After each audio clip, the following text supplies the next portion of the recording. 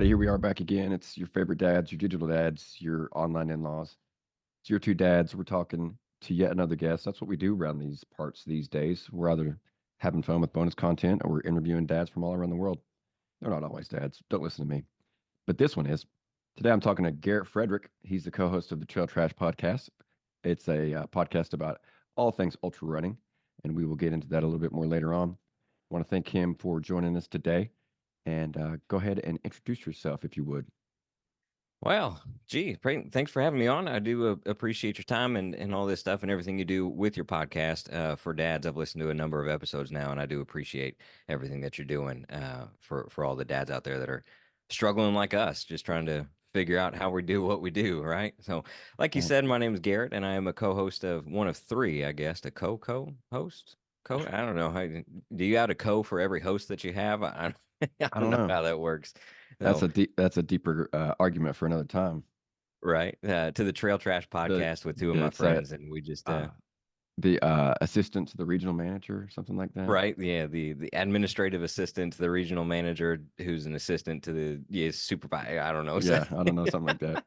Anyways, sorry about that. You're all good. You're all good. So yeah, we do. We just talk all things trail and ultra running. Yeah, it's a crazy life out there in the woods, and we just like to go get lost and see how far we can run, and then we tell stories about it. So, Right on. That's cool. I actually have a couple questions that may or may not pertain to things that you've seen. We'll get there toward the end. Well, I say end. It might be more toward the halfway point. I don't really know how these things are going to fall. But you are a dad. You mhm, as you mentioned, I don't know, maybe before we really officially started.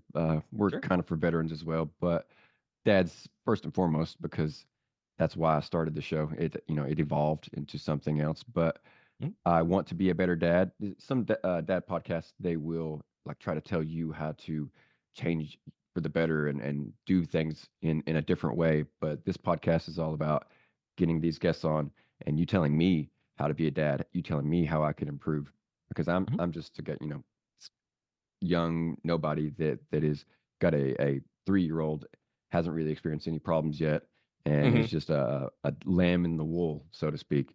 Right. So I do appreciate you coming on here and sharing your wisdom. In terms of your kids, how many do you have and what are their ages? So we have one, and she is 5 going on 13, acting like she runs the world and the president already. So her name's Larkin, and she is everything that is the worst parts of me and the best parts of my wife. So I feel real bad for my wife in that regard. So, but hey, that just means that she knows exactly what she's going to get out of both of us. She just gets double doses of it. So, um, when we first got married, so my wife is a teacher and I wanted three, and she wanted none because she's like, I'm with kids all day. I don't want to come home to another kid. So we settled on one, and we quickly found out that we are one kid parents. So, and Larkin's great. She just doesn't share mom and dad very well. So we did a couple little things where we would have other kids, have other friends over, and we found out that we're all just better off with just one. So, so, That's interesting. I was going to ask how you kind of settled on one. Her being 5, it sounded as if you had kind of went with one for the long haul. mhm, I am, as I mentioned, I'm sitting here with one as well, and we are waffling back and forth on another. We've actually talked about fostering and any number of different mhm, things, mhm. but it's really just hard to it's almost harder to make this step than it was to have the first one. Sure. It's I don't know really how else to describe it, but you do fall right in line just about with one of my previous co-hosts, Dan. He's a bit too. His life is just so crazy right now. He has no time to come on, but he's got a daughter, and I think she's 4, Yeah, but right around the same age. Madison? Maddie, yeah, Yeah, Madison, okay. Yeah.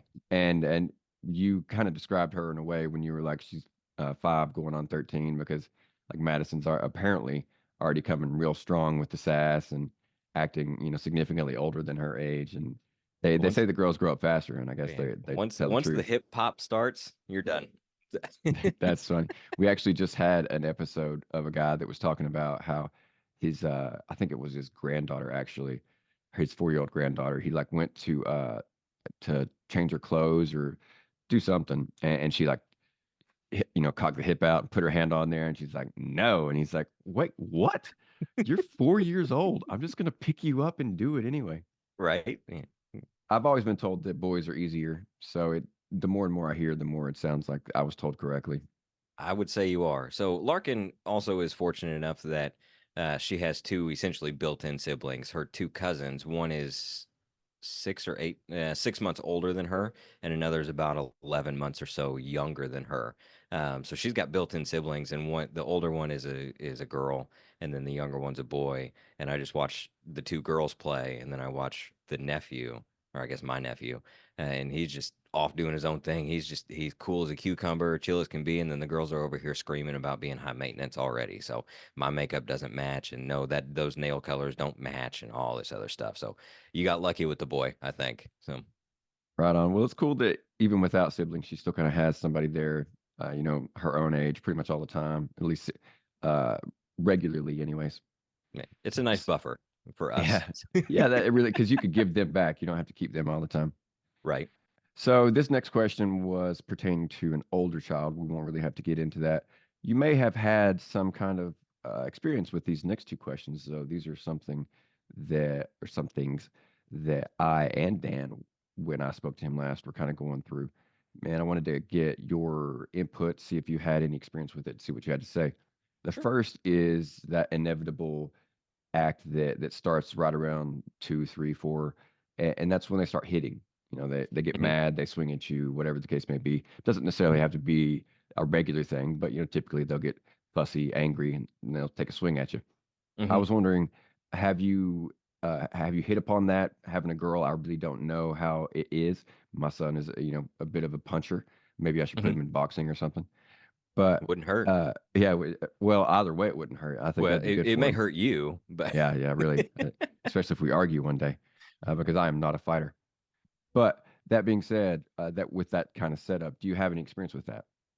not with Larkin, man. We got real lucky. She is incredibly passive, um, very timid, very shy, especially if you thrust her into the spotlight. So if you make it about her, she will shut down and just not do anything. She just stands there and kind of puts her hands in her lap and just stands there. Now, there are some times that when we're playing, and she started doing this recently, and I don't know where she picked it up, but today we were playing Barbies because when you're a girl dad, you play Barbies. Um, and I was having fun and I'm sitting there like acting like the spoiled little girl. She wants me to put on this dress, and I was like, "No, it's gonna turn me into a troll." And she goes, "It is not." And she takes the Barbie and just takes the Barbie's hand and whacks me across the face with it. And I was like, "Where did you learn that from?"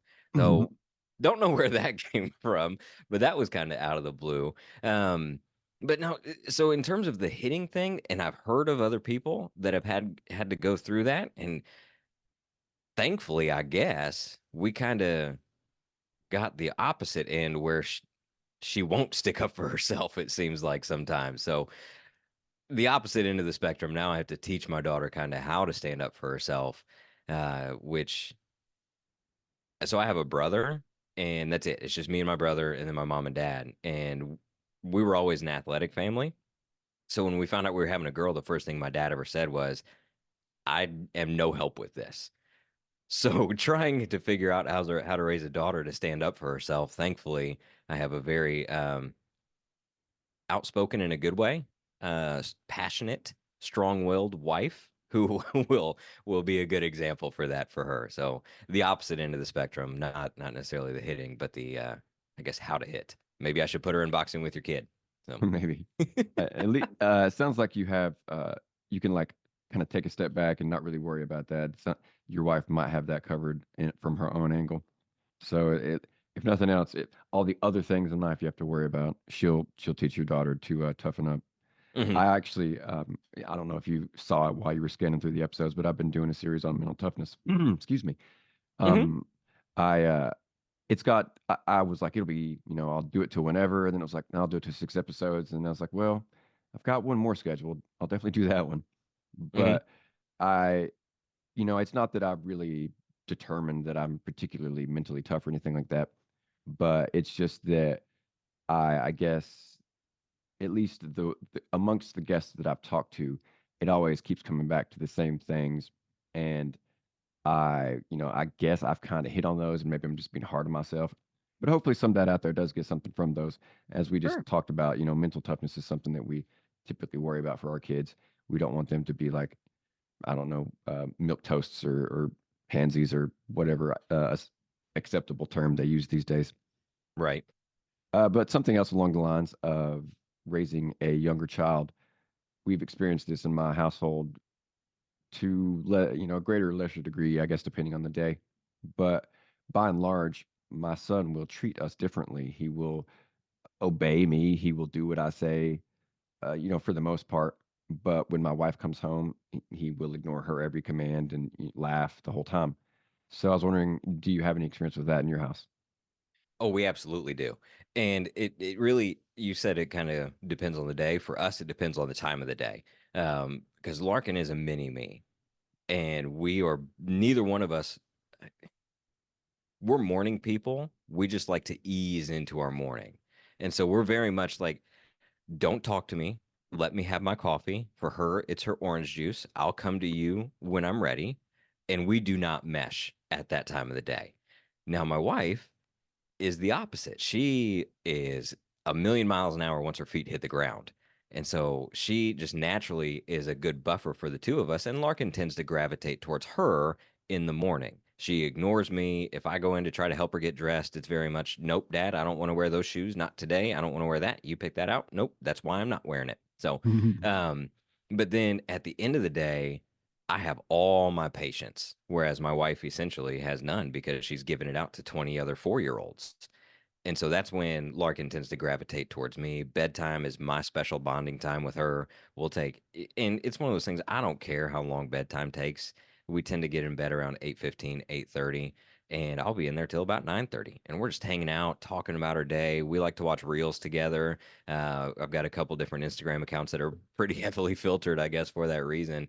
So there's a couple, like there's one that we have for our dog, and it's just all animal videos. And so we'll just watch animal videos and all these things. And that's our real bonding time. And she's much more prone to suggestion, if you will, for me at that time of the day. Um, with Larkin, though, the thing that I'm incredibly proud of is when she goes out in public, she behaves with everybody else. She does exactly what she's told from whoever. So her teacher, her aunts, her uncles, grandparents, all those people, she's an angel for, or at least that's what they tell me.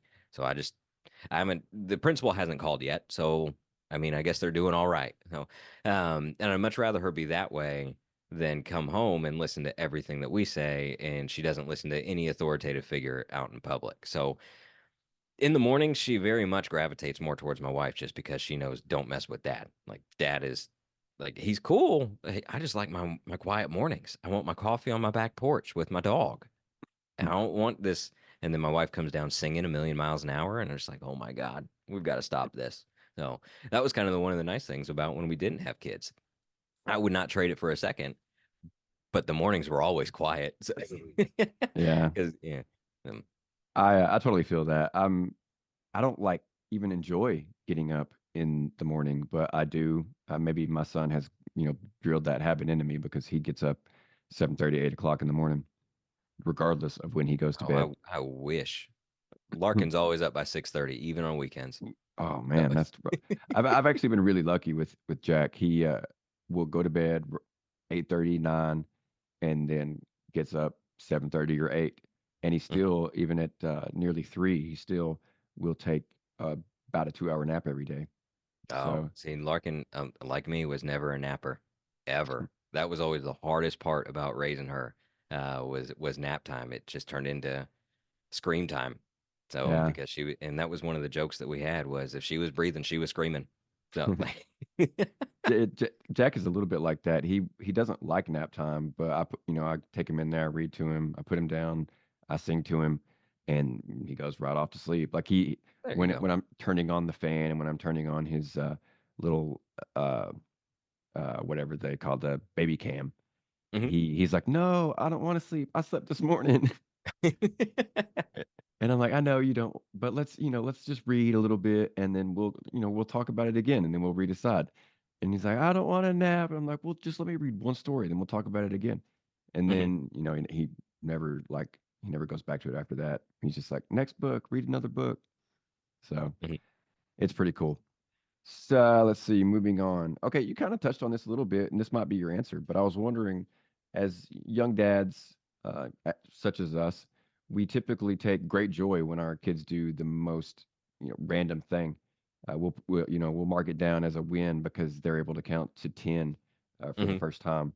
I was wondering, what dad wins did you have, or dad win do you have most recently? She's really into gymnastics right now. And so watching her, um, just with my availability and just everything that I have going on, I can only see she's in 2 gymnastics classes a week, so I see her on Wednesday nights at gymnastics. That's the one I can make it to. Um, but when you watch your kid hyper focused on what they're actually trying to do, and I don't even know if it's a win, but it brings so much joy to my heart when they nail something that they've been practicing so hard and just the smile that they get, right? Just the proud that or the pride that they feel like, "Oh my gosh, I just did that." And then they turn to you and, "Dad, did you see that? Did you see that?" "I sure did, baby." And that was Mhm. like to me, that's just the greatest thing when you watch someone try something over and over and over again and they keep getting up and they keep trying and they keep doing it even though they didn't do it the first time or they did it wrong and their instructor is like, no, you need to put your hands here, and they finally figured out and it clicks and you can just see it click in their eyes, and the next one's perfect and the next one's well, as perfect as a 5-year-old cartwheel can get. um, yeah, when you see it click and you see the pride that they have in themselves for finally doing it, to me that just means that makes me so happy. I call it a win. Um, I don't know if it is one or not. I mean, counting to 10 is cool. I remember the first time we counted to 10. If you want something a little more, I guess, along those lines, it does make me happy, but at the same time, it makes me kind of sad. She's really into reading right now. And my wife teaches pre-K at one of the schools here in town, so she's kind of teaching all the time, if you will. And so right now we're big into read to self. So that's what she'll do for about 15 minutes before we go in and start bedtime. And I'll just sit by her door and just listen to her practice reading. And when she gets a couple words and she figures them out, and then, or when you just hear them say, the, or they practice these words, when they read that first sentence on their own, it makes me so sad because they'll never get to do that again. It's a good and a bad thing. Like I'm very glad that she can practice reading. I'm very glad that she can and all these things, but at the same time, I'm never going to get to experience that again. So it's a win and a loss at the same time, if you will. But when when they practice that reading and it clicks, I guess going back to gymnastics, when she does that cartwheel and it clicks, or she does this round off and it clicks, that little click to me is always a win. Yeah, I think that now that you mention it, a lot of dad wins are probably bittersweet because those wins typically mean that your child is getting older. Yep. They progress to a different level in physical or mental capabilities, and they're doing something that usually brings a great deal of pride. Hmm. And that inevitably means that they're bigger, stronger, faster, and a little bit closer to being adults. And Right. like I was just telling my son the other day, I was like, why don't you just go ahead and stay this age for like Right. just a few more years? Like I told I'm Larkin that today. I said, can you always be this tall? Like, I like that you're this age. Can you stay this age forever?" She goes, "No, Daddy, because if I don't, how am I ever going to drive?" Like, it's like, hold on, kid. We got to get through elementary school first before you even practice any sort of driving. Like, already thinking about driving. Girls do get up there and go faster than boys. So moving on, just I guess in the order that I put it in, this is working out pretty well for me. I half expected to have some sort of horrible stomach cramp that would make me have to step away, but luckily I'm just brain dead and have to go off exactly from the list that I've made. well, hey, So it's probably better than the alternative, I guess. yeah, for sure. So coming up on my next pre-planned question, I was wondering, as a young father, what would you consider your best dad advice to be to another young dad? The long nights end, especially if you are a newborn dad. I know that those nights are incredibly long, but they get shorter. Your kid learns to sleep. And next thing you know, you've got a 5-year old who's acing gymnastics. and it's one of those things I always go back to it, and it's parent advice, right? You always hear something when you were little that your mom would always say or your dad would always say, and you hated hearing it in the moment because it didn't make the moment feel any better. But now you're like, oh my God, I'm thinking the same thing. They were right. Holy shit, mom and dad were right. My mom would always say, Garrett, this too will pass. I'm like, yeah, mom, but that doesn't help me right now. Like, I just got dumped or whatever. This sucks. Yeah, I know it's going to get better, but it doesn't help me right now. And now I'm like, you know what? Those long nights, they'll pass. So, and I know it sucks when you're in the thick of it and maybe you had a bad day at work and you come home and your kid's not going to sleep or your kid's sick and that's it's going to be okay. Tomorrow's going to come. The sun will come up whether you got any sleep or not, and it's going to be okay. Just keep putting one foot in front of the other. You're doing better than you think. I promise you that. That's really good advice and really well spoken too. I I think that those long nights were a little bit easier for us. Jackson didn't really have a lot of problem with colic or, many sleepless night. The only real sleepless night that he had was entirely my fault. I got up one night. We would take turns, and it was my turn to get up first that night. And I don't recall exactly how it was set up, but we would like the plan was to have we would keep bottles near the bed with the correct portion of a formula in them, and then we would just pour a warm water into the bottle. We could do it in the dark. We wouldn't have to worry about spilling it or anything. And my wife had told me that night, or I had told her that somebody, whoever, was like supposed to set the bottles up, and they didn't. So in the dark, I just poured him warm water, and then tried to feed him warm water for like 3 hours or something like that. And then finally, like, my wife woke up and she was like, "Okay, well, it has to be my turn."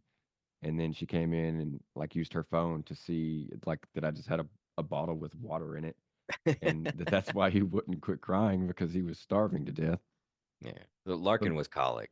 So we okay, had opposite kids, I yes. guess. So So you did have it bad.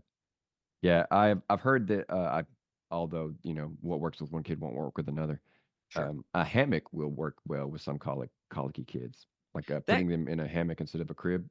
that kind of makes sense. And the reason I say that is because when we would take her grocery shopping, because you got a grocery shop, and someone's got to watch the kid, right?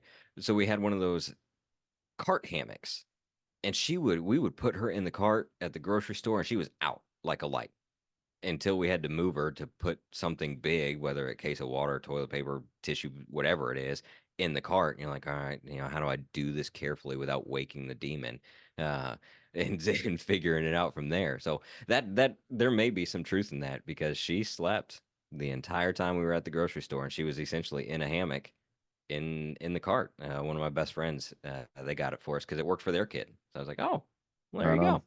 Um, yeah, a guy, previous guest on the show, he told me about that working really well with one of his children, and then he had the next child, and he made sure to get the exact same kind and set it the exact same way, and the kid just hated it, didn't do nothing for him. So, right. hey, what works for Kids are one? funny, man. Kids are Yeah. funny.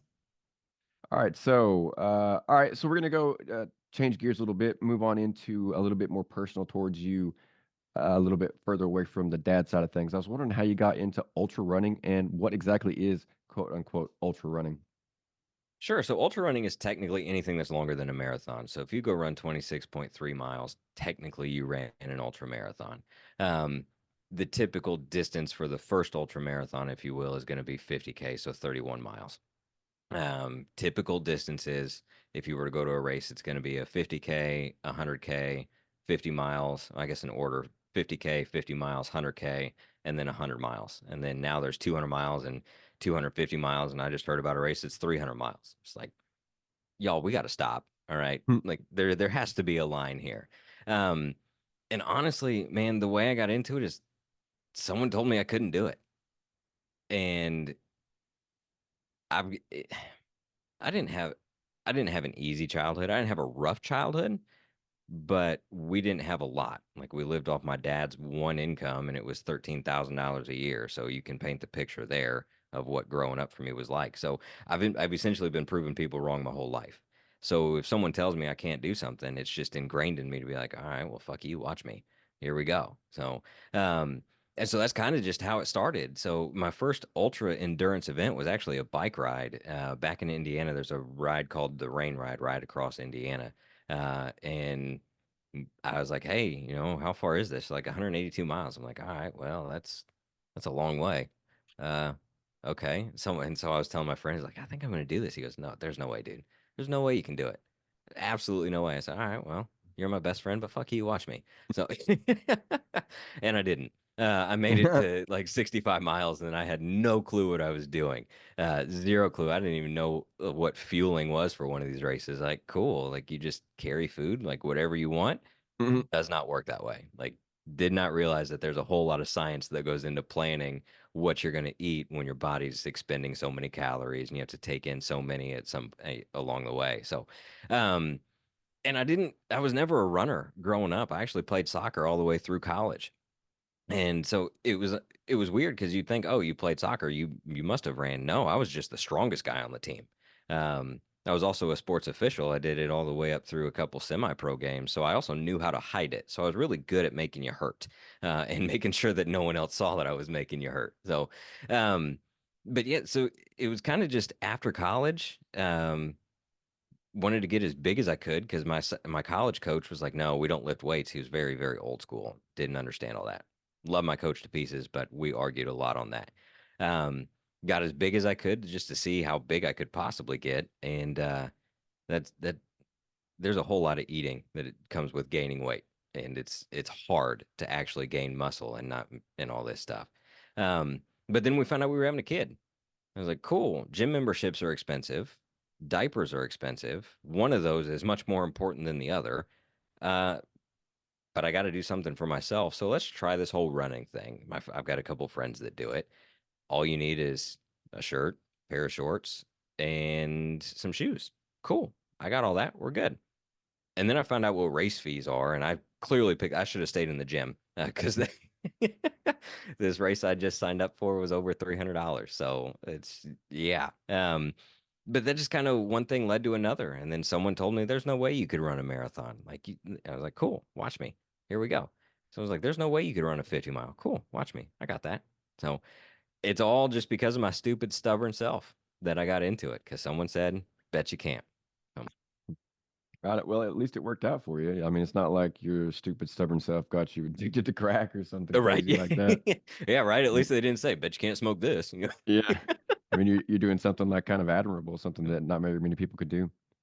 Man, what you said about gaining weight, that really hit home with me. Like, if I'm not nearly dead from a stomach flu, I'm doing calisthenics like 3, 4, 5 times a week. Hmm. But in terms of actually gaining, muscle, I just don't eat.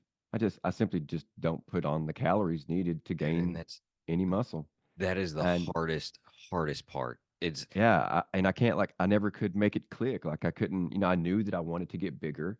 I was happy with the gains I was making, but mhm. I knew, I knew that that was what was holding me back. And even now, like I've just never been able to force myself to eat. Yeah, and that's exactly what it is. Like you have to eat until you're not hungry, and then you just drink your calories. Like you have to get these gainer shakes, and then you're like, dude, I just ate 4 ounces of ground beef, a whole chicken breast, 2 servings of rice, and now I got to drink 50 grams of protein. There's no way. And it feels gross. Like Yeah. trying to seriously gain weight, it feels gross. Like you just feel bloated the whole time sometimes. Yeah, when I was really hardcore with the supplements, I was either bloated or going to the bathroom most of the time. Yep. Yep. And So I don't miss those days, I don't think. yeah, I mean, like thinking back to it now, I'm like, dude, why do you want to try and get big again? But that's just one of those things. Whatever. What are you gonna do? Well, you got In to terms assert of dominance in your household. You got to keep yeah, everyone yeah. in I mean, check. I have to be bigger than my son at all times. So, in terms of the running, a couple things that are probably very common, very simple things that you learned right away, but that I have no experience with. Sure. So, 50 miles, 50 kilometers, so on and so forth. I'm wondering, is this running the entire time? Do you slow down and walk some of it? So the really fast ones run the whole time. That's not me. So, um, it's a mixture of both. and you've got to be real smart about it. So if you're doing a super flat, where do you live? Tennessee, you're Bristol, East right? Tennessee. East. Yeah. Okay, so I'm Nashville. So out towards your way, there's a whole lot more hills than there are down my way. But when you're going up the hills, it's all about energy consumption and energy conservation. So you don't necessarily run up the hills. There are people that do, and I just watch them blow up at the end of the race because their quads are on fire and melted and fallen off. Um, but you more or less power hike up the hills. And then you let gravity help you on the downhills. And then for me, what works is I kind of do intervals for the flats. So I'll run 5 minutes, walk a couple minutes, run 5 minutes, walk a couple minutes. It's just all about energy consumption and energy conservation for me. And that's what works for me. Now, I'm not winning any races, tend to be actually more towards the back of the pack. So we're still working on that. I've got a coach to help me figure all that stuff out, but that's a whole other debate. Um, but I've got some other like the guys that I host the podcast with. We're all very different runners, and John, one of the guys on there, is a much more established runner, but he's been running his whole life, so he does run the hills because it works for him and he's good at it. So, and then Jason's kind of very much like me. We tend to walk up hills because we know that there's 30 more miles of this shit that we got to do. So it's all about for us. It's energy conservation. Um, but yeah, so there are some races that you can run the whole time. If you do, there's a race out in your neck of the woods. I think it's just past Knoxville called the Pistol. It's basically just a lap course. It's a 1 mile loop and it's all flat pavement. That one you could essentially run very slow the whole time. If you wanted to, you could kind of do, I don't know how, if you're familiar with calisthenics, you probably know about zone-based training and all those kind of things. You can do a lot of your very low zone two stuff for a very, very, very long time. And so you could essentially jog that particular race, assuming you've done the work and you've done the proper build up for it. You could jog that at a 15 to 15-minute mile and probably be okay doing that, so long as you've laid the groundwork. So you're not going to win any races at that pace, but it's possible to run the whole time. It's crazy. The 15-minute mile is still passing PT run in the Army, like Is it on the really? PT test. Yeah. When I was in the 18 to 21, you had to do 2 miles in under 15 minutes and 56 seconds. Okay. And anything I think under 12 minutes was basically like, 100% you aced it, whatever. Hmm. Um, and I think the fastest I ever ran was high 12, something along those lines. But still, yeah, crazy that like someone could be running that pace for 50 miles. It's just insane. So another thing that popped into my head, as most athletes will do, we like to listen to music when we're working out, when we're doing our thing. So I'm wondering, a race that long, how do you work that? Do you like, does your phone keep the battery the whole time? Do you bring multiple earbuds? Like, what's the deal there? So I tend to save music until I really need it. And most of the time, so typically the 50 miles you can get done in a day. You don't typically, in depending on the start time, you're not running it into the night. So for your 24-hour races or your 100 miles, odds are you're going to be running through the night, especially if it's 24 hours, right? I prefer to save all of my music for then. Um, because that's when a lot of negative shit starts to happen. Like that's when the negative thoughts creep in. That's when things get really dark, pun intended. It gets dark outside, and it gets really dark in your mind because your your mind will play tricks on you, right? It will try to. Your mind wants to save your life, and it's like we have to stop. Like we are depleting so much calories that we don't know if we're going to be able to make it because your body doesn't understand. Like your mind doesn't know, okay, there is an endpoint. We just have to get there. Your mind is just like, hey, your legs hurt and we don't have any energy for it. So we're going to make this cramp happen. Or we're going to, like, we sometimes one of the hardest things is this a real injury or is this something I can push through? And sometimes that's very hard for you to decipher because your brain essentially is going into survival mode and is saying, hey, this is a major issue. That's when you have to tell your brain essentially stop, which is very hard, telling yourself to stop, and diagnose it, if you will. Okay. Is this because I didn't eat enough? Is this because I don't have enough salt? Is this because I'm just thirsty? Maybe I need a 5 minute dirt nap. What can I do to kind of decipher what's going on? Or is this a real injury that I need to get taken care of right away? So that is when I tend to put my music in, is when those things start to happen. And most of the time overnight, I tend to be running by myself. The runners, if you will, have kind of spread out. There's people that have already dropped. There's people that are way ahead, and I tend to be by myself. And so I'll put one AirPod in, and that's the thing. I know a lot of people will run with the wired ones, so they don't have to worry about battery life on an AirPod. I will always tend to keep just one in though, just in case there's something that goes bump in the night. I want to make sure that I have at least some sort of sense about what's going on around me that's not just my eyes, or sense of smell. I know, I mean, being in East Tennessee, I'm sure you've heard the rumors or the old wives' tales, if you will, that if you smell sweet cucumbers in in the middle of the night, it's because a copperhead's around. So um, I don't know how true that is, but I'm just saying I have smelled sweet cucumber in the middle of the night before. So it's either that or there's skinwalkers out there of some kind trying to get me. So I don't know. Um, but so yeah, so I do use music. Sometimes I will do podcasts. I did make the mistake one time of running around Halloween time, and I guess it was a 24-hour race. It was actually my first 24-hour race, and I decided, oh, let's listen to this podcast, and it happened to be not necessarily murder kind of stuff, but it was a spooky podcast. I'm like, great, I'm in the woods listening to spooky shit by Hmm. myself because this is smart. So yeah, but it's just what I had downloaded. So I will download a playlist and things. I'll kind of what works for me. It's a lot of happy tunes. I love reggae, so I listen to a lot of reggae when I run, just because. Man, when you listen to reggae, the corners of your mouth go up; they don't go down. So so I tend to listen to reggae and podcasts, but most of the time overnight. And then because when the sun's out, it's okay. There's really not a whole lot of negative thoughts for me at that anyway. At that point, I just need something to kind of help me get through the night. Wow, that was actually really interesting, and you touched on tangentially a few different things that I like had planned to ask later on. Before I guess I forget, I'll go ahead and get these out of the way. First and foremost, you said something about a 5 minute dirt nap. I take that to mean a literal nap for 5 minutes. And with hmm that being the case, do you ever have any issues with your body cooling down? Like, do you have to take time to warm back up after that?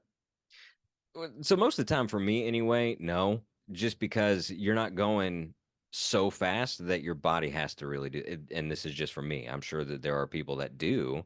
Um, and that may be different for them.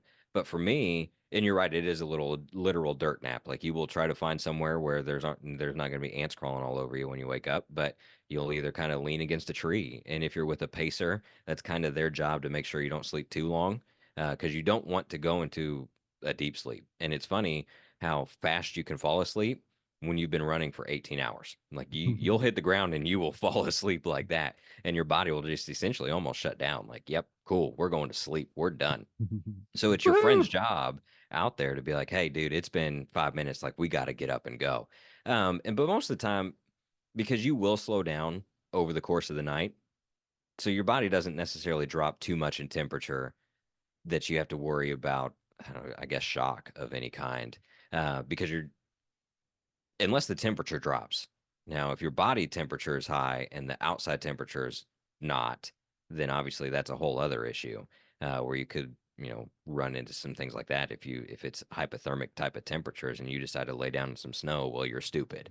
Um, but yeah, so for me, I've not experienced anything like that where I have to be cautious about how quick I get moving again. Um, yeah, so I'm sure it has happened, but just not to me. All right, interesting stuff. I did not think that I would find so much about like so much about something that I really have no desire to ever try that would be so interesting to me. So, just a couple more really briefly. This one, you don't have to tell me anything personal. You can tell me just like about your co-hosts and what they do. I've heard a little bit about this in terms of, just the actual running of a marathon, and I know that it can only be well, more complicated when the distances are significantly longer. So, when it comes to bathroom breaks, what are you guys doing? Are you stopping every single time? Is it a diaper situation? No, we shit in the woods. Like it, yeah, yeah, we very much. And I was running a race with a friend one time, and he's like, "Dude, Code Brown out of nowhere." I'm like, "Okay, cool." So you just kind of you'll hop off the trail a little bit, you'll hide behind a tree, and then whoever you're with, they kind of go up the trail just to give you a little privacy, and yeah, you just sit there. I carry dude wipes for that reason. They make individual package of dude wipes, and I'll take those with me on essentially every long run, just in case. Because even though I know what works for my stomach that particular day, it might not.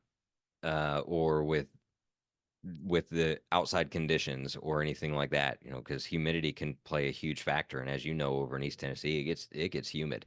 Yeah. It's nasty, man. That air you can wear, it's gross. So sometimes that can mess with you, and you're not planning for it. You get a mixture of hot and humid, and that's just can be a recipe for disaster if you're not drinking enough.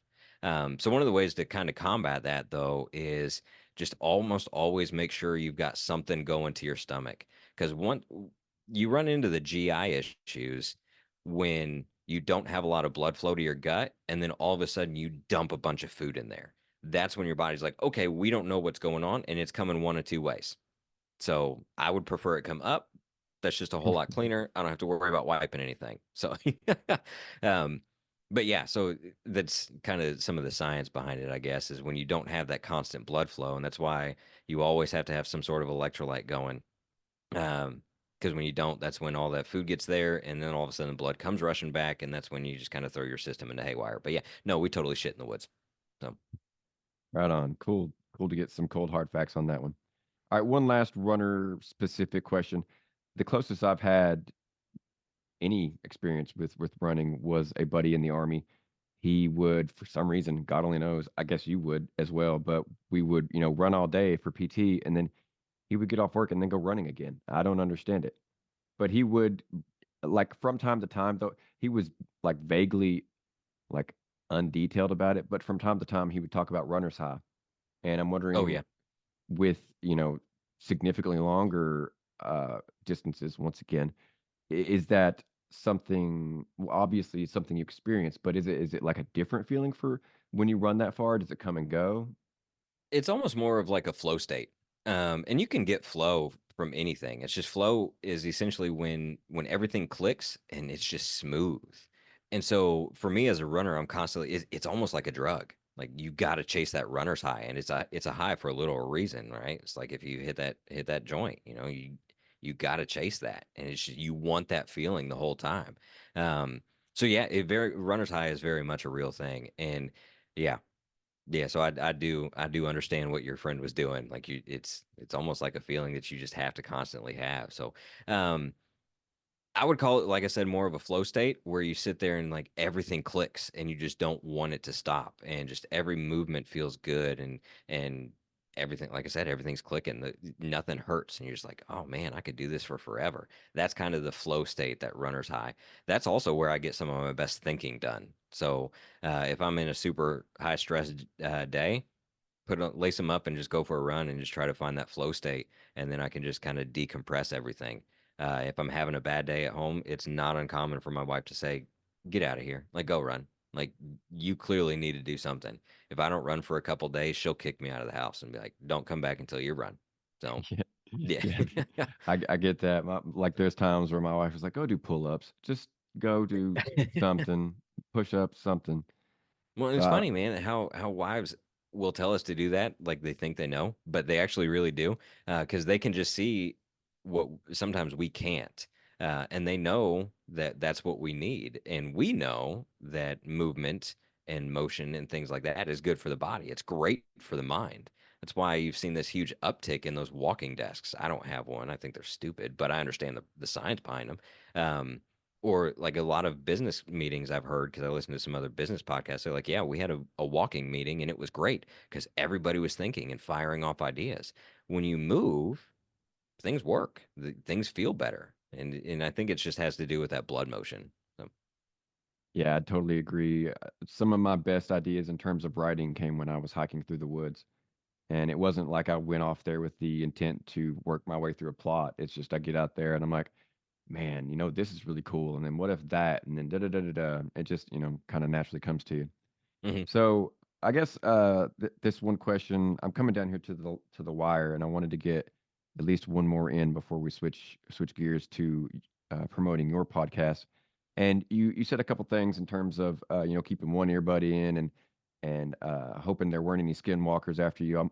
I've got this well, goodness gracious, it seems now I've got almost a collection of podcast buddies that in one field or another are related to the paranormal. One specifically runs a cryptid podcast. I'm wondering, did you have Oh, any the paranormal coffee guy, experiences? right? The coffee. Yeah, the, Yeah. Bob Dahl. Hmm. Um, well, I call him Bobby. I really don't know if anybody else does, but I do. There Um, you go. but in terms of that sort of thing, any experience with that? Any just unexplainable experiences that you might have had? No, no. I mean, and so that's the. I would love to say yes because I've heard some crazy shit. But I don't know at the same time because I didn't see what made the noise. The craziest thing with being an ultra endurance athlete, I guess, is when your body gets so tired and your mind gets so tired, we hallucinate things. It's and there's a if you ever listen to the Joe Rogan podcast, there's a famous ultra athlete on there that he brought on. Her name's Courtney DeWalter, and one of her famous hallucinations, if you will, is she saw, I think it was a cheetah or a leopard hanging in a hammock playing a banjo. And so like someone made a shirt for her that had this on it. The craziest thing I saw was two races. I've run this one race twice. I got to go back this year and finish it. I finished one year. They change directions every other year. I got to finish the direction I haven't finished. One year I saw school buses parked in the middle of the woods. And I was with a friend who was my pacer. I looked, I said, John, dude, well, one of the co-hosts. I said, John, dude, why is there a bus up there along that ridge line? He goes, Garrett, what are you talking about? John, there is a bus right up there. How did it get there? Dude, we're in the middle of the woods. There's not a road here. He's like, Garrett, dude, there's no bus. I'm like, John, you've lost your mind. I know what I see. And then, and it's really just shadows. It just playing with your mind, but your mind doesn't know because everything is so depleted. You're so tired.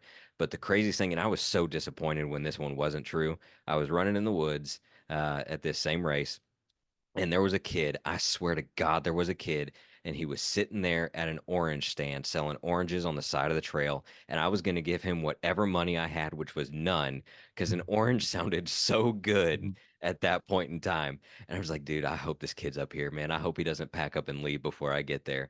And I get to where he's supposed to be, and he's not there. And I was pissed. Dude, I've never been mad at something not being real like I was in this moment. I almost started screaming where he went. Like it was. Kind of like when Frodo puts the ring on and Boromir can't find him. Like that's kind of what it felt like. I was very upset that there was not a kid selling oranges right now. But I have heard some things, and it's someone said it was bear cubs. I've never actually heard a bear cub, but this sounded way more psychedelic than what I would think a bear cub would sound like. And it's kind of in the Big South Fork area, kind of not near you, but kind of up in your neck of the woods, pun intended, near Jamestown. So Cookville kind of area where Yeah, Tennessee and Kentucky meet. That's where Big kind of South Fork. almost halfway between me and you. Yeah, yeah. But so it's super rugged out there. It wouldn't surprise me if some things happen because that's a certified dark sky, and I'm sure that people have seen something in the sky up there that they maybe were not supposed to see. I personally haven't seen it, but I'm not saying it doesn't exist. I'm keeping an open mind about it. So, um, but yeah, no, I've heard some crazy noises. We've all seen the videos. I mean, skinwalkers are kind of more prevalent in your neck of the woods and up in that part of All of town a than they are. sudden, for like I Yeah, I didn't don't know know. about it until I fell into this crowd. But yeah, Yeah, like I don't know where they came from, but I'm sure I'm sure there's things out there that we maybe are not supposed to know about. I just haven't uh, seen them. I also hope I don't because I don't know what I would do. I don't yeah, I think I'd feel make it that. off the trail before I shit myself. We'll put it that way. So, Yeah, like I've not seen anything, and I kind of don't want to either. um, So that brings us down here pretty much to the end of my planned questions. I had a couple more that were to fill time if necessary. Just briefly though, I was wondering who your favorite soccer team was. so domestic or international? Well, I really only pay. I do like Nashville FC, but I really only pay Mhm. attention to Premier League. I'm a big Arsenal fan and Are you all really? the heartache that comes with that. You guys are doing really good right now. Yeah. Like I actually just recently interviewed a guy. He's a big Arsenal fan too. So Yeah, it's been a good couple years. Last year was a bit of a heartbreak, when you lead the league for 200 some odd days and then lose it in the last month. That kind of stings a little bit, but hey, that's all right. yeah, Um, I'm still getting used to. I've only been a real soccer fan for about 3 years or so, and similar to you, I only did it because people were like, "Soccer's stupid. Why are you watching soccer?" And I'm like, "All right, then I'm going to show right. you how much I like soccer." And so I was like, Well, go "Now I buy need this jersey now. Yeah, now I need a team. Who am I going to follow?" And I was actually decide like when I was like, who are you going to pick? It wasn't going to be a Manchester team because at the time I was like, well, they're like the Yankees, and I don't want to Right. I don't want to pull for the Yankees. So it was either going to be Arsenal because that's a really cool name, or Chelsea because I had a crush on a Chelsea in high school, Okay. and I can't Don't tell your remember. wife that, but Yeah, well, I think she knows. She definitely knows the girl. Like they're not friends or anything now, but like we went to school together, so we kind of ran in similar circles. But I don't remember what made the decision for me. That being said, though, I did end up choosing Chelsea, and they are very disappointing this year, but not as disappointing as my other team, which is Nottingham FC. So well, that's I'm hey, I'm you give the bottom feeder some love. There's not well, many Nottingham fans I'm out a there, so huge Robin Hood fan. Just going back to Kevin Costner in Prince of mhm. Thieves, and that's really all it took. Yeah, I saw that they had been promoted, and I was like, well, they're my team now. Chelsea There you is go. Chelsea is kind of like Chelsea's like my Braves. I really love the Braves, but the Nottingham's like I don't know. They're kind of like my Royals or Sure. something along those lines. Like a team that I like to see do well and that I would really like to see do, much better than they are. But at the same time, if it doesn't work out for me, well, it doesn't work out. Right. Um, I mean, like I listened to a podcast that I really like, and I'm really liking some of the players. So hopefully they manage to avoid this impending doom of a point deduction and Oh yeah. then therefore avoid relegation. That whole thing kind of makes me mad. That like I didn't realize how biased the whole thing was towards the top 4 to 6 teams.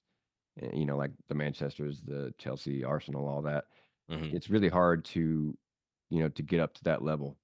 And more power to anybody that can. I know that I thought Leicester was going to do it, and I turned around and they're back down. So, Yeah. but Yeah. I don't know what happened with them.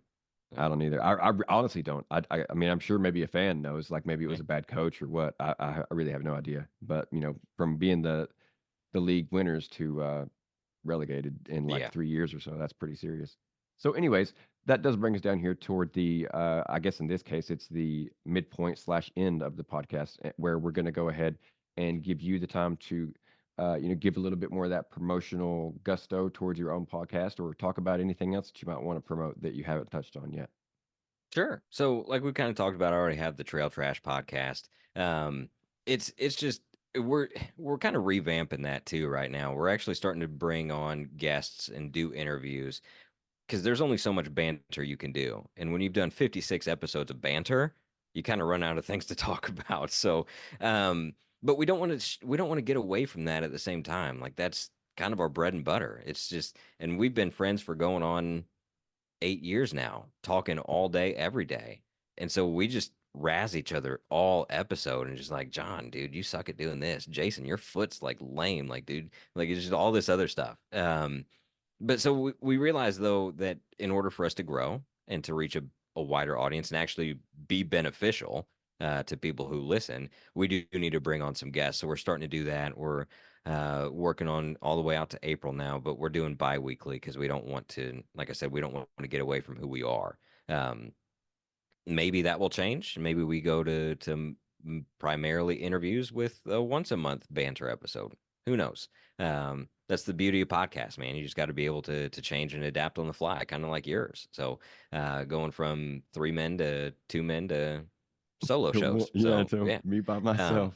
yeah, just me, myself, and I. So I think there's a song about that. So yeah. But then I've got this other podcast, and I know you like the post on Facebook. I've had this other idea for going on 2 years now, and it's actually started. Like I've got the rights to the name. Like there's a couple episodes already. I just every time something clicks and I want to do it, life, like real life happens and I don't get the chance. And that's another podcast called Go Dad Go. And the premise behind that is, and I picked the name Go Dad Go because when you're doing something, and it's so stupid, when you're doing something and all of a sudden your kid's just watching, and they're like, for me, it was I was mowing the grass, and Larkin loves watching me mow the grass. I don't know what it is, but she'll just sit on the front porch and just watch me push mow our yard. And just one day, I was just pushing the lawnmower, just chugging along, and I just hear, go, daddy, go, you can do it." And I'm like, "What are you talking about? I'm just mowing the grass." Um, but so it's pretty much like I thought it would be this, and then I thought it would turn to this, and now I'm actually doing this with it. And it's kind of turning, it's what it's turning into is a spot for dads to come on and just dote on their kids. And basically, the idea behind it is, we've kind of talked about it being sad a little bit when your kid grows up, but you're not going to be there the whole time. I mean, ideally, you know, your kid outlives you, right? Ideally, you know, but I guess what I'm trying to say is I want them to have something that maybe they stumble upon one day and they, oh, wow, like that's what my dad thought about when I was 5 years old. Like he thought that this was so, he was so proud of me for doing this. And so I even thought about changing the name to the Doting Dad podcast, just because I want dads to come on and say something about their kid that maybe they're having a hard time saying to their kid, but they can say to a complete stranger because that makes sense, I guess. Um, but maybe one day their kid will hear it. And the fun thing that, I encourage you to do this with yours, interview your kid because it's interesting the kind of things that they'll say. And so I interviewed Larkin one time, and you ask very basic questions like, "What do I do that makes you happy?" And Larkin was like, "Well, we go get donuts together." So every Saturday morning we go, it's daddy daughter donuts. We go to, and we argue about where we're going, and she always wins because that's my daughter.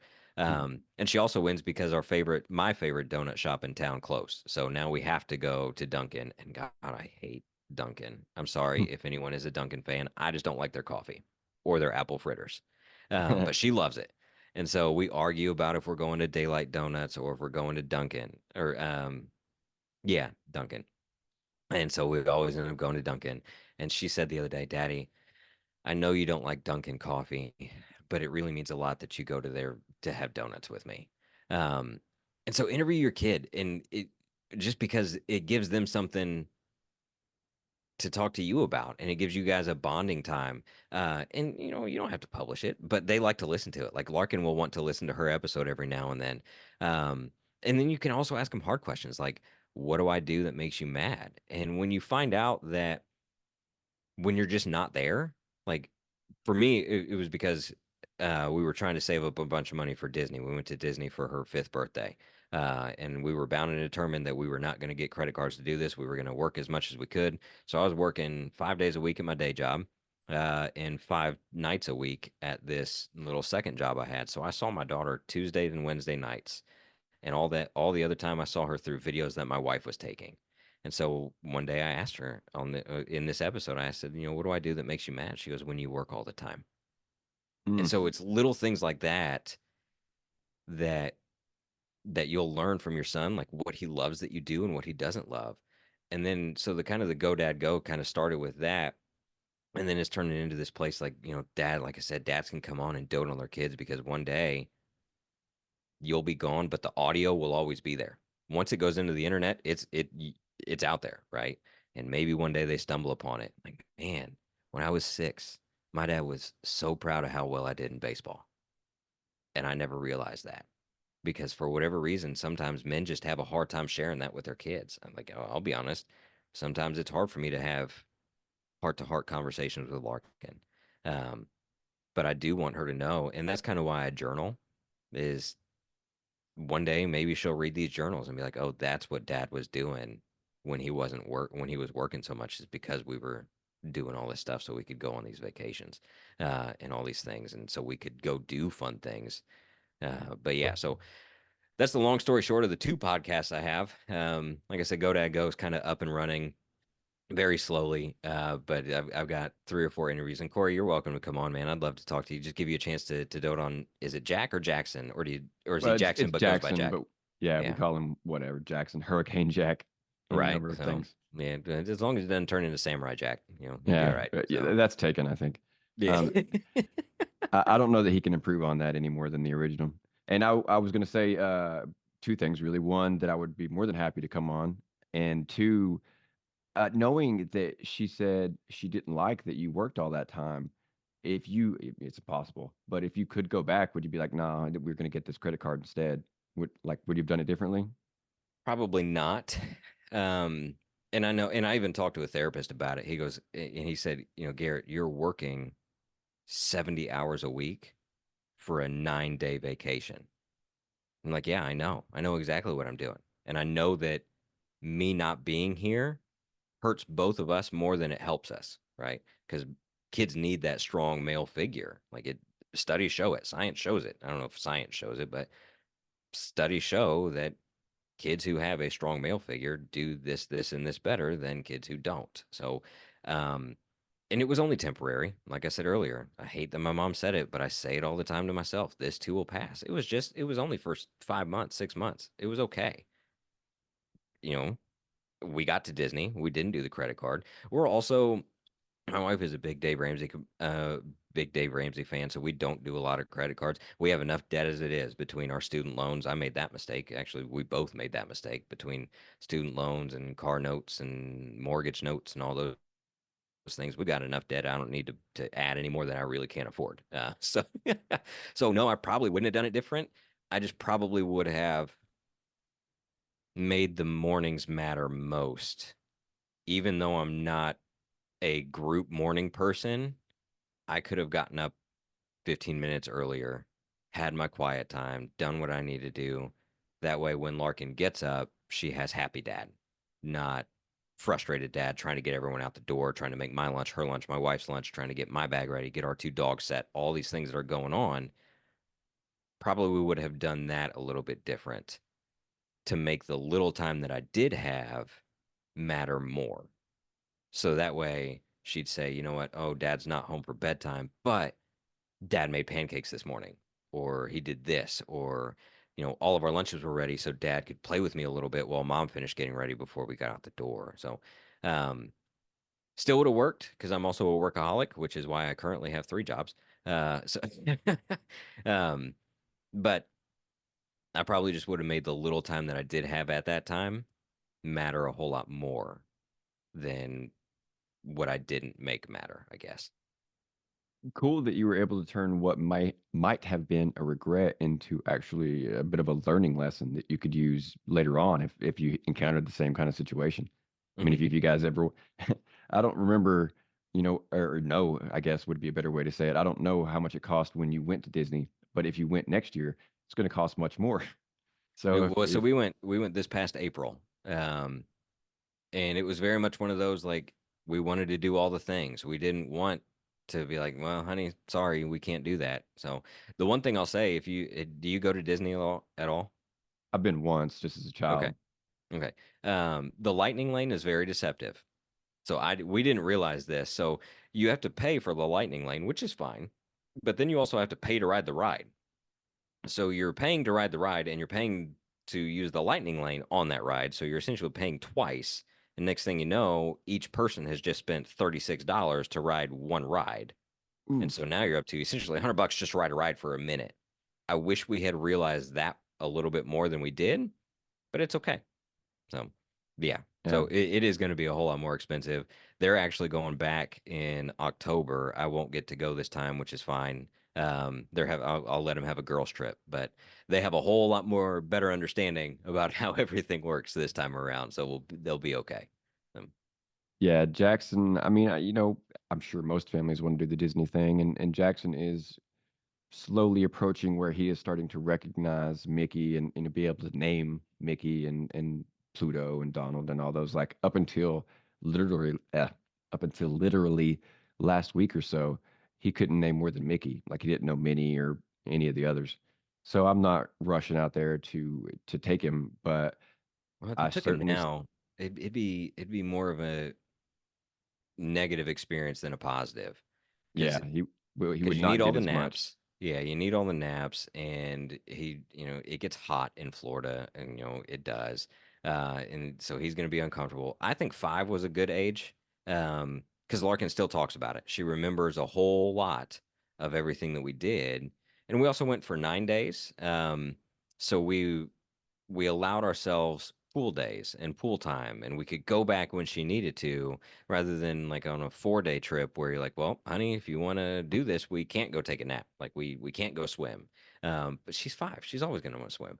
We're going out of town this weekend. She's like, Daddy, does the hotel have a pool? Like, yes, I made sure the hotel has a pool. So uh, but yeah, so I would do a longer trip. It takes a little bit more to save up for, if that's your thing. If you do that, maybe you're more fortunate than it sounds like you and I might be. And you've got surplus upon surplus upon surplus of money, and you can splurge and do all these things all the time. But I think 5's a good age, so I'd hold out a little bit longer. I So, started a savings account when my son was born, and I oh, kind good. of called it his college degree. But I think as time goes on, it's becoming more and more his Disney fund because that's just Was you it a know 529 account or whatever? oh no God, I applied to American Express Oh, okay. Platinum card because it had like really high APR on the savings account, Okay. and um, I wanted to be able to access the money still if I wanted to move it or do whatever with it. So that seemed to be the most freedom with the highest rate of return that I could Yeah, find. especially over a With 529 account that you can't do anything with. So, yeah, I've had some experience here lately after my grandmother died with it may be this particular account that you're referring to, but with Edward Jones and those type of things where you can't touch the money until they sell everything out, and that was really mhm. frustrating to have to, like, in particular this last time they're like, okay, it's right now it's going to be about 7,200, and we'll let you know when we get everything paid out. And then I got it, and it was like 6,500 or something like that. I was like, dude, you lost me $700. Yeah. Like you could have done the paperwork like a day sooner. Right? Come on, man. For So 700 bucks, you could have. So, I am, yeah, I'm really like I'm fully middle class in that like I have a little bit of leeway with things, but I'm also very mhm. restricted on like my money needs to be very liquid because Yes, maybe it's just I spent so much time being poor that I'm just afraid not to have that liquidity. But 100%. Yeah, um 100%. I'm right there with you. right on. So, So I don't need to say anything more about that. But that will bring us down here to the end.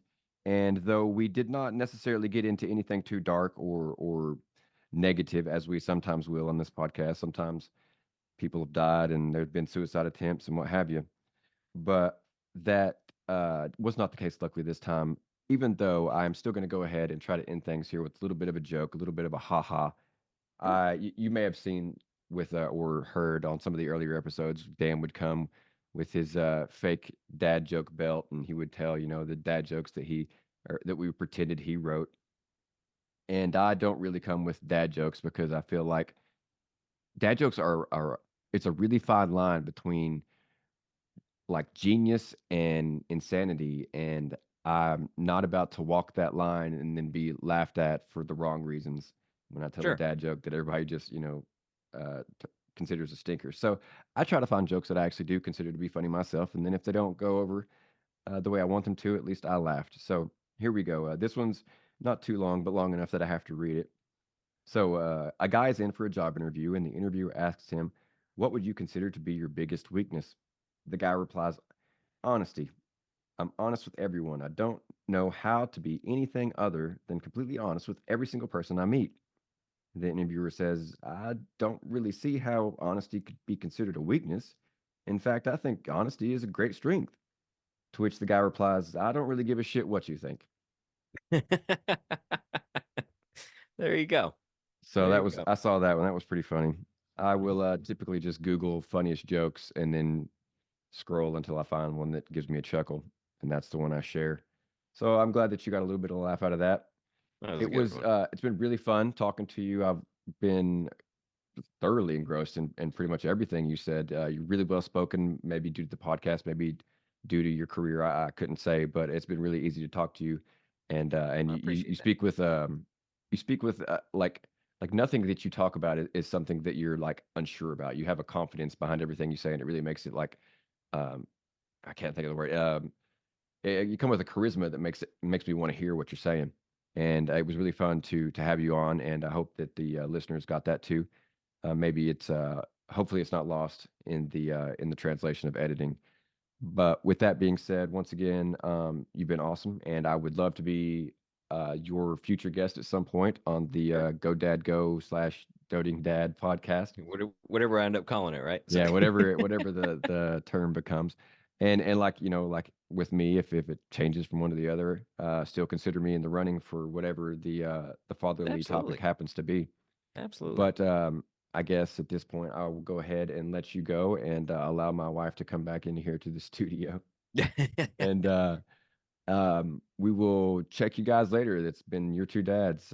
Thanks again.